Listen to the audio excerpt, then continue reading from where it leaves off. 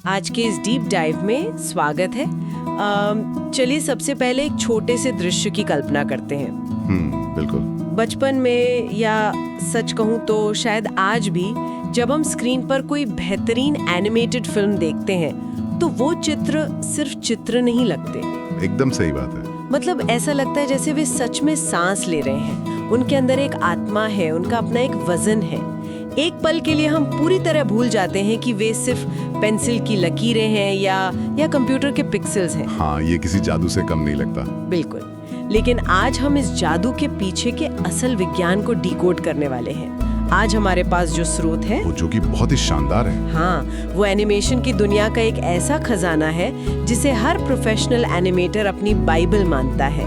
हम बात कर रहे हैं रिचर्ड विलियम्स द्वारा लिखित मास्टरपीस एनिमेटर सर्वाइवल किट की, और विशेष रूप से इसके चैप्टर 19 की। सही कहा, जिसका शीर्षक है रिव्यू। आज का हमारा मिशन सिर्फ एनिमेशन के तकनीकी पहलुओं को रटना नहीं है, बल्कि ये देखना है कि कैसे किसी भी बेहद जटिल प्रक्रिया को छोटे छोटे तार्किक हिस्सों में बांटकर उस पर महारत हासिल की जा सकती है। ये सच में एक बहुत ही खास स्रोत है। ये देखना अद्भुत है कि जिसे हम स्क्रीन पर एक सहज और जादुई दुनिया मान लेते हैं, हाँ। उसके पीछे असल में एक बहुत ही सख्त, अनुशासित और सटीक योजना काम कर रही होती है। मतलब एक पूरा विज्ञान है। बिल्कुल। चैप्टर 19 यानी ये रिव्यू चैप्टर एक तरह से इस पूरी किताब और रिचर्ड विलियम्स के दशकों के अनुभव का एक शक्तिशाली निचोड़ है। ये हमें बताता है कि बेजान रेखाओं में जीवन फूंकने के लिए केवल एक अच्छा आर्टिस्ट होना काफी नहीं है। तो और क्या चाहिए होता है? इसके लिए एक बहुत ही स्पष्ट प्रोसीजर यानी प्रक्रिया का कड़ाई से पालन करना होता है। इस स्रोत में कला और तकनीक के बीच के पुल को इतनी बारीकी से समझाया गया है कि ये सिर्फ चित्र बनाने की बात नहीं रह जाती। हाँ, ये गति, समय और भौतिक विज्ञान के नियमों को एक नए सिरे से परिभाषित करने की कला बन जाती है। एकदम। और इस पूरी प्रक्रिया को समझाने के लिए किताब में एक बहुत ही प्यारा और रोजमर्रा का रूपक इस्तेमाल किया गया है। बनाना है ना? हाँ, सूप बनाना। मुझे ये कॉन्सेप्ट बहुत दिलचस्प लगा। मतलब जब कोई मास्टर शेफ एक बेहतरीन सूप बनाता है तो वो सारी सामग्री एक साथ बर्तन में फेंककर गैस पर नहीं चढ़ा देता। बिल्कुल नहीं, उसका एक खास क्रम होता है, एक तय तरीका होता है। इस चैप्टर में द प्रोसीजर के तहत पूरी योजना के ढांचे को इसी तरह सूप बनाने की विधि के रूप में समझाया गया है। तो अगर हम इस एनिमेशन के सूप की बात करें तो एक एनिमेटर इसकी शुरुआत आखिर करता कैसे है? इस सूप की रेसिपी बहुत ही स्पष्ट और क्रमिक है। सबसे पहला कदम जो किसी भी विजुअल कहानी की नींव होता है वो है स्टोरी बोर्ड। ये पूरी कहानी का एक विजुअल ड्राफ्ट होता है। अब ये स्टोरी बोर्ड बहुत ही बारीकी से डिजाइन किया गया हो सकता है या फिर सिर्फ रफ स्केचेस का एक सेट हो सकता है। ये बस ये तय करता है कि कहानी किस दिशा में जा रही है। और इसके बाद जो अगला कदम आता है वो है लीका रील। Leica reel?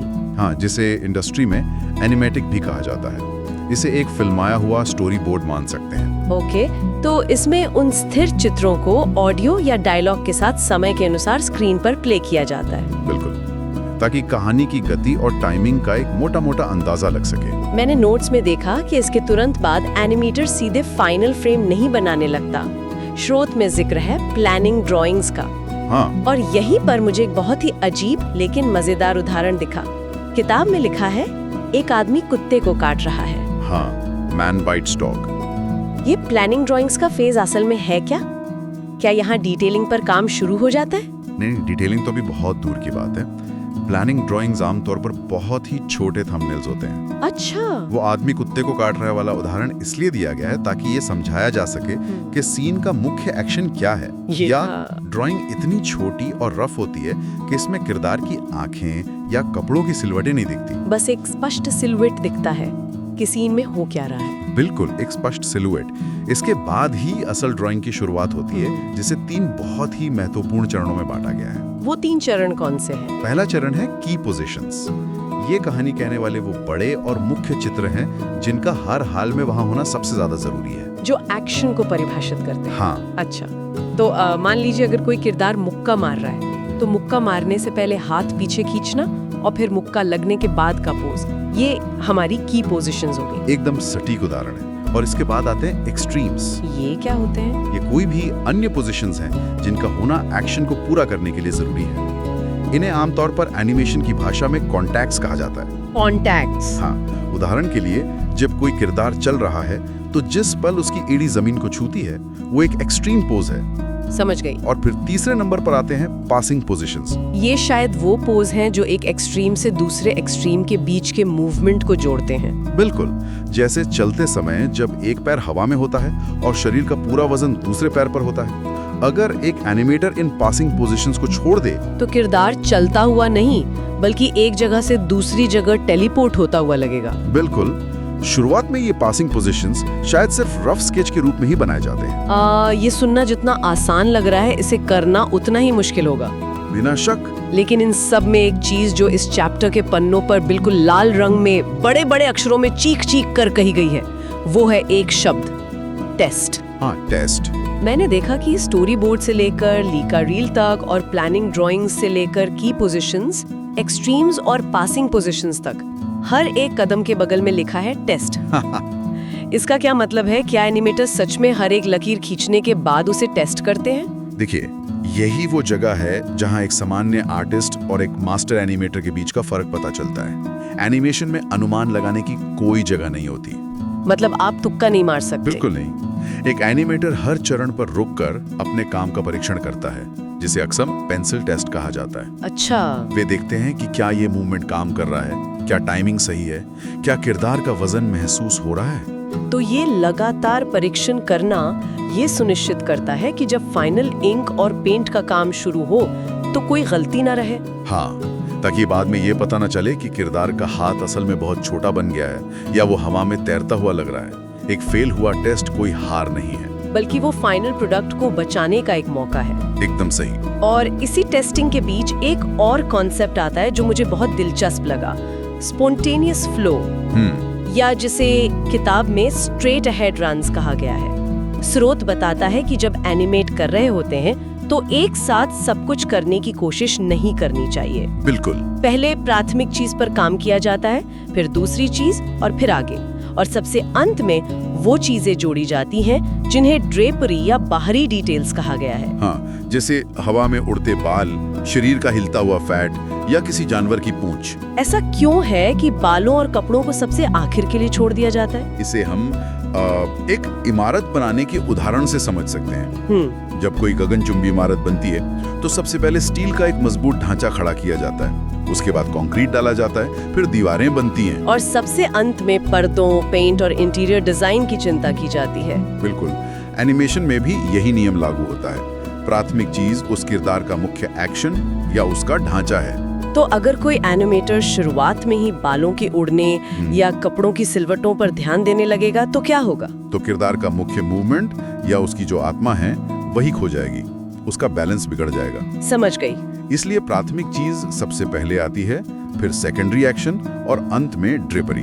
और यहाँ भी नियम वही रहता है, हर लेयर को जोड़ने के बाद लगातार टेस्ट करते रहें। ओके, तो ये तो हो गई हमारी प्रक्रिया, यानी सूप बनाने का ढांचा और विधि। हाँ, लेकिन सिर्फ विधि से सूप स्वादिष्ट नहीं होता, उसमें सही मसाले भी चाहिए होते हैं। बिल्कुल चाहिए। और यहीं पर हमारा स्रोत अपने दूसरे अहम हिस्से की तरफ बढ़ता है, द इंग्रेडिएंट्स। ये वो सामग्रियां हैं जो एनिमेशन का असल व्याकरण बनाती हैं। मेरा सवाल ये है कि जब ढांचा तैयार हो गया तो स्क्रीन पर उन 2D रेखाओं या 3D मॉडल्स में वो लचीलापन, वो वजन और वो जीवन कैसे डाला जाता है जो दर्शकों को पलक झपकाने का मौका भी नहीं देता? देखिए, इस सवाल का जवाब किताब में बहुत ही तकनीकी लेकिन बेहद कलात्मक तरीके से दिया गया है। सबसे पहली और बुनियादी चीज जो बताई गई है वो है स्पष्टता के लिए अच्छी keys. Good keys for clarity. हाँ, अगर मुख्य पोज ही स्पष्ट नहीं है, उनका सिलुएट साफ नहीं है, तो दर्शक समझ ही नहीं पाएंगे कि स्क्रीन पर क्या हो रहा है। ये तो है। लेकिन जो सबसे गहरी और चौंकाने वाली बात यहाँ कही गई है वो है वजन की परिभाषा। वेट। असल जिंदगी में वजन का मतलब है किलोग्राम या पाउंड, लेकिन एनिमेशन में वजन का मतलब सिर्फ कोई चीज कितनी भारी है ये दिखाना नहीं है। तो क्या है? एनिमेशन में वजन को एक फॉर्मूले के रूप में परिभाषित किया गया है, बदलाव प्लस पूर्वाभास, यानी चेंज और एंटिसिपेशन। बदलाव और एंटिसिपेशन, ये थोड़ा तकनीकी लग रहा है। क्या हम इसे ऐसे समझ सकते हैं कि अगर कोई भारी भरकम इंसान सोफे से उठने वाला है तो वो किसी स्प्रिंग की तरह अचानक से खड़ा नहीं हो जाता? बिल्कुल नहीं। उठने से पहले वो आगे की तरफ झुकेगा, अपने हाथ सोफे के हथों पर रखेगा, जोर लगाएगा। ये जो तैयारी है यही एंटिसिपेशन है। हाँ। और फिर उसके शरीर के पोज में जो बदलाव आता है वो हमें उसके असली वजन का एहसास कराता है। ये एकदम सही उदाहरण है। एंटिसिपेशन असल में दर्शकों को ये बताने का तरीका है कि तैयार हो जाओ, कुछ होने वाला है। बिना एंटिसिपेशन के एक्शन नकली लगेगा, बिल्कुल रोबोटिक लगता है। और इस वजन के साथ साथ किरदारों में लचीलापन लाना भी उतना ही जरूरी है। इसके लिए एनिमेटर्स कई तकनीकों का इस्तेमाल करते हैं। स्रोत में कुछ बहुत ही महत्वपूर्ण तकनीकी शब्दों का जिक्र है, जैसे ओवरलैपिंग एक्शन। हाँ, ओवरलैपिंग एक्शन। इसका मतलब है चीजों को एक साथ मूव करने के बजाय देरी से या अलग-अलग हिस्सों में मूव करना। मुझे लगता है इसका सबसे अच्छा उदाहरण हम रोजमर्रा की जिंदगी में देखते हैं। जैसे जब हम बस में खड़े होते हैं और अचानक ब्रेक लगता है तो हमारा शरीर झटके से रुक जाता है, लेकिन हमारा जो भारी बैकपैक होता है वो 1 सेकंड बाद आकर हमारी पीठ पे जोर से टकराता है। क्या यही ओवरलैपिंग एक्शन है? बिल्कुल, शरीर रुक गया लेकिन गति के कारण दूसरी चीजें जैसे कि बैग, कपड़े या लंबे बाल अभी भी आगे बढ़ रही हैं। यही ओवरलैपिंग एक्शन एनिमेशन को जैविक बनाता है, ऑर्गेनिक बनाता है। हाँ। इसके साथ ही किताब में सक्सेसिव ब्रेकिंग ऑफ जॉइंट्स का जिक्र है। इसका क्या मतलब हुआ? हमारे हाथ पैर किसी प्लास्टिक के खिलौने की तरह एक साथ नहीं मुड़ते। जब कोई चाबुक चलाता है तो पहले कंधा आगे आता है, फिर कोहनी, फिर कलाई और सबसे अंत में चाबुक का सिरा। ओहो।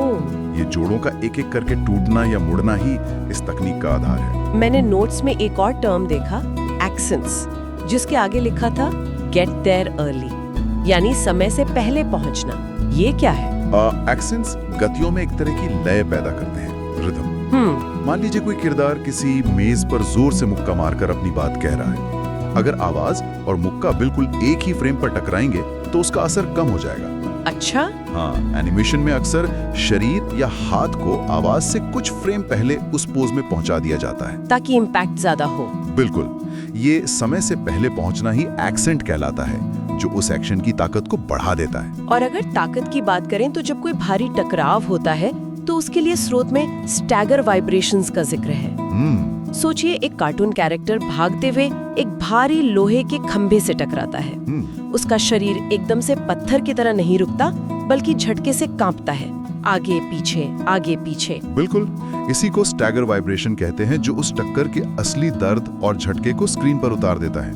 और इन सबसे मशहूर तकनीक जो लगभग हर कार्टून की जान होती है वो है कंप्रेशन और डिस्टेंशन, जिसे आम भाषा में स्क्वॉश एंड स्ट्रेच कहा जाता है। हाँ, एक पानी से भरे गुब्बारे या रबड़ के गेंद की कल्पना करें। जब वो जमीन पर गिरती है तो वो चपटी हो जाती है, यानी स्क्वॉश, और जब उछलती है तो लंबी खिंच जाती है, यानी स्ट्रेच। हालांकि उसका कुल आयतन, वॉल्यूम वही रहता है। यही चीज चेहरे के हाव-भाव और गतियों को इतना जीवंत बनाती है। किताब में एक और बहुत ही शानदार बात कही गई है, अलग-अलग तरह से चलना और दौड़ना। हाँ, डिफरेंट वॉक्स एंड रन्स। ये सिर्फ पैरों को हिलाने का तरीका नहीं है, ये दरअसल लोगों और चीजों के बीच के अंतर को दिखाता है। बिल्कुल, एक थका हुआ उदास इंसान कैसे चलेगा? उसके कंधे झुके होंगे, कदम भारी होंगे। वहीं एक खुशमिजाज बच्चा कैसे चलेगा? वो उछलते हुए हल्के कदमों से चलेगा। सही बात है। चाल किसी भी किरदार के व्यक्तित्व, उसके मूड और उसके वजन का पूरा बायोडेटा दे देती है। और यहाँ एनिमेटर्स एक और जादू करते हैं, जिसे स्रोत में इन्वेंटेड मूव्स या आविष्कृत गतियां कहा गया है। लेकिन स्क्रीन पर अगर उन गतियों को इन सभी नियमों के साथ एनिमेट किया जाए तो वे बिल्कुल असली और भरोसेमंद लगती है। और जब बात डायलॉग की आती है तो किताब कहती है कि उसे हमेशा कहीं आगे ले जाना चाहिए, प्रोग्रेसिंग इट समवेयर। हाँ, किरदार सिर्फ मूर्ति की तरह खड़े होकर बात नहीं करते। उनकी शारीरिक भाषा, उनके हाथों के इशारे संवाद को एक नई दिशा देते हैं। ये सारी बातें हमें एक बहुत ही बड़े और अहम निष्कर्ष की तरफ ले जाती हैं। रिचर्ड विलियम्स ने इन सभी तकनीकों को, चाहे वो वजन हो, ओवरलैपिंग एक्शन हो या स्क्वॉश और स्ट्रेच हो, एक एनाटॉमी का नाम दिया है। बिल्कुल, जैसे शरीर में हड्डियां और मांसपेशियां मिलकर काम करती हैं, वैसे ही ये नियम मिलकर एक ऐसा परफॉर्मेंस तैयार करते हैं जिसे देखने से कोई दर्शक खुद को रोक ही ना पाए। स्रोत में इसे कंपेल्सिव व्यूइंग कहा गया है, यानी आप चाह कर भी नजरें नहीं हटा सकते। और यहाँ पर रिचर्ड विलियम्स एक बहुत ही गहरी दार्शनिक बात कहते हैं। वो क्या? वे कहते हैं कि जब ये सारे नियम, तकनीकें और व्याकरण किसी आर्टिस्ट के खून में रच बस जाते हैं, Absorbed into the bloodstream. तभी वो खुद को पूरी तरह से एक्सप्रेस करने के लिए आजाद हो पाता है। मतलब आपको नियमों का इतना कड़ा अभ्यास करना होगा कि काम करते समय आपको उनके बारे में सोचना न पड़े। वे आपकी सहज वृत्ति बन जाएं। हाँ, और अंततः जैसा कि विलियम्स लिखते हैं, the play is the thing, यानी असली चीज वो नाटक है, वो प्रदर्शन है जो दर्शक महसूस कर रहे हैं। तकनीक तो बस उस भावना तक पहुंचने का एक वाहन है। ये बहुत ही खूबसूरत विचार है, तकनीक को अपने खून में उतार लेना ताकि असली रचनात्मकता बेझिझक बाहर आ सके। इसी विचार को आगे बढ़ाते हुए इस रिव्यू चैप्टर के अंत में एक बहुत ही कमाल का कोट दिया गया है। हाँ, रेम्ब्रांट का। पेज 340 पर महान डच चित्रकार रेम्ब्रांट, जिनका जीवन काल 1606 से 1669 तक रहा, उनका एक विचार दर्ज है। उन चीजों से शुरुआत करें जिन्हें आप जानते हैं, और जो चीजें अज्ञात हैं वे आप पर प्रकट हो जाएंगी। इस कोट का एनिमेशन के इतने भारी भरकम प्रोसीजर से क्या लेना देना है? देखिए, ये कोट किसी भी कला या नई विधा को सीखने वालों के लिए सबसे बड़ा सबक है। जब कोई एनिमेशन जैसी जटिल कला सीख रहा होता है या किसी को एक खाली सफेद कैनवस दे दिया जाता है, तो अक्सर अज्ञात से डर लगता है कि मैं ये पूरी फिल्म कैसे बनाऊंगा। बिल्कुल, लेकिन रेम्ब्रांट का ये विचार याद दिलाता है कि डरने की जरूरत नहीं है। उस चीज से शुरू करें जो आपको पता है। अच्छा, अगर आपको पता है कि किरदार को पॉइंट ए से पॉइंट बी तक जाना है, तो बस वो 2 पोज बना लें। अपनी बुनियादी समझ से शुरुआत करने पर धीरे धीरे बाकी के जटिल रास्ते खुद ब खुद साफ होने लगते हैं। जैसे पासिंग पोज, एंटिसिपेशन। हाँ, ये बिल्कुल उसी प्रोसीजर की तरह है जहां एक रफ स्टोरी बोर्ड से शुरुआत करके धीरे धीरे फाइनल डिटेल्स तक पहुंचा जाता है। और ये सब करते हुए एक और बात जो इस स्रोत के पर्दे के पीछे की कहानियों यानी एक्नॉलेजमेंट सेक्शन से सामने आती है, वो ये है कि इतना महान और कालजयी काम कभी अकेले नहीं किया जा सकता। एकदम सही। ये सिर्फ एक व्यक्ति की जीनियस होने की कहानी नहीं है, इसमें कुछ बहुत ही शानदार किस्से छुपे हैं। मैंने एक किस्सा पढ़ा एनिमेटर और डायरेक्टर नील बॉयल के बारे में। नील ने शुरुआत में रिचर्ड विलियम्स के शागिर्द के रूप में काम शुरू किया था, लेकिन 3.5 साल की इस लंबी और थका देने वाली किताब लेखन प्रक्रिया के अंत तक स्थिति ये आ गई थी कि नील ही रिचर्ड को उनके काम पर बेहतरीन सलाह और फीडबैक देने लगे थे। ये किसी भी गुरु शिष्य परंपरा का कितना सुंदर उदाहरण है कि एक समय बाद शिष्य भी गुरु का मार्गदर्शक बन सकता है। बिल्कुल। और ऐसे ही एक और अहम व्यक्ति हैं रॉय नैस्बिट, जिनके साथ रिचर्ड का 25 साल का लंबा सहयोग रहा। हाँ। स्रोत में एक बहुत ही चौंकाने वाली बात बताई गई है कि रॉय नैस्बिट ने कई पुराने ऐतिहासिक आर्ट वर्क्स को कचरे में फेंके जाने से बचाया था। कचरे में? हाँ, सोचिए, स्टूडियोज अक्सर पुरानी ड्राइंग्स को रद्दी मानकर फेंक देते थे। अगर रॉय ने उन्हें सहेज कर नहीं रखा होता तो शायद आज इस सर्वाइवल किट में हम जो इतने शानदार ओरिजिनल इलस्ट्रेशंस देखते हैं वे हमेशा के लिए खो चुके होते। ओहो। कला का बचाव करना भी कला की रचना करने जितना ही महत्वपूर्ण और पवित्र काम है। ये तो सच में रोंगटे खड़े कर देने वाला किस्सा है कि कैसे इतिहास कचरे के डिब्बे में जाते जाते बचा। हाँ। इसके अलावा इस किताब को संभव बनाने में दिग्गजों के पूरे एक समुदाय का हाथ रहा है। स्रोत बताता है कि डिज्नी स्टूडियोज और खासकर रॉय ई डिज्नी ने बहुत सहयोग दिया। बिल्कुल। और एनिमेशन की दुनिया के वो नाम जो अपने आप में किंवदंती है, जैसे फ्रैंक थॉमस, ऑली जॉनस्टन और केन हैरिस। इन महान एनिमेटर्स ने वर्षों तक अपनी दयालुता, अपने सीक्रेट्स और अपनी सलाह से रिचर्ड की मदद की। यह इस बात का सबूत है कि ज्ञान हमेशा बांटने से ही बढ़ता है। और एक पूरी कम्युनिटी मिलकर ही आने वाली पीढ़ियों के लिए एक सर्वाइवल किट तैयार कर सकती है। बिल्कुल सही। इन सभी कहानियों से एक बात पूरी तरह से साफ हो जाती है कि उत्कृष्टता कभी शून्य में नहीं पनपती। इसके लिए सहयोग चाहिए, अथाह धैर्य चाहिए, और अपने से पहले आए दिग्गजों के काम के प्रति गहरा सम्मान चाहिए होता है। और सबसे बड़ी बात, एक ऐसा जुनून चाहिए जो 3.5 साल की कड़ी, अक्सर उबाऊ लगने वाली मेहनत के बाद भी कम ना हो। हाँ, ये किताब सिर्फ एनिमेशन के नियम नहीं सिखाती, ये दुनिया को देखने का एक नजरिया और एक सच्चे कलाकार की जीवन शैली को दर्शाती है। बिल्कुल। तो आज के इस गहरे विश्लेषण को समेटते हुए हम कह सकते हैं कि रिचर्ड विलियम्स की एनिमेटर सर्वाइवल किट का चैप्टर 19 सिर्फ एनिमेशन के छात्रों के लिए नहीं है। तक किसके लिए? ये असल में इस बात का एक शानदार ब्लूप्रिंट है कि कैसे हम किसी भी कौशल में उत्कृष्टता प्राप्त कर सकते हैं। टेस्टिंग तक हर कदम को बिना शॉर्टकट लिए पूरा करें। फिर इंग्रेडिएंट्स को समझें, वजन, लचीलापन, एंटिसिपेशन और गतियों के विज्ञान को जानें। और सबसे अंत में उस पूरी तकनीक और नियमों को अपने खून में इतना घोल लें कि जब आप असल काम करने बैठें तो नियमों की चिंता ना करनी पड़े। केवल असली रचनात्मकता ही दुनिया के सामने आए। और हाँ, जब भी किसी बड़े प्रोजेक्ट में सूचनाओं के बोझ से दबे हुए महसूस होने लगे तो हमेशा रेम्ब्रांट की उस बात को याद रखना चाहिए, जो ज्ञात है उससे शुरू करें, बाकी अपने आप स्पष्ट हो जाएगा। बिल्कुल। ये नियम केवल चित्र बनाने वालों के लिए नहीं है, बल्कि हर उस इंसान के लिए है जो कुछ नया रचने, सीखने या किसी बड़ी समस्या को सुलझाने की कोशिश कर रहा है। एकदम सही बात है। और अब इस चर्चा को समाप्त करने से पहले एक ऐसा विचार जो शायद इस पूरे स्रोत की सबसे दिलचस्प परिभाषा से निकलता है और जो हमें एनिमेशन की दुनिया से निकालकर असल जिंदगी में ले आता है।